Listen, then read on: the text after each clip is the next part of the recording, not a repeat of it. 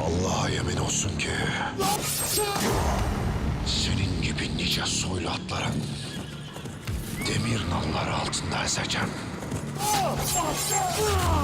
Benim kanatlarımı koparanı şahit ol ya Rabbi. Bitinya'da hiç kimseden emin olamayız. Gregor'a adım adım yaklaştığımızı hissediyorum. Cümle obanın ardına dizildiği Osman Bey. Saldırın! Sen bize sözün tutamadın. İyice at izi it izine karıştı ya kardeşim. Gregor isteyen kimse bunlara eden de odur. Avcı onca tuzak kursa da kurt nice yol bilir.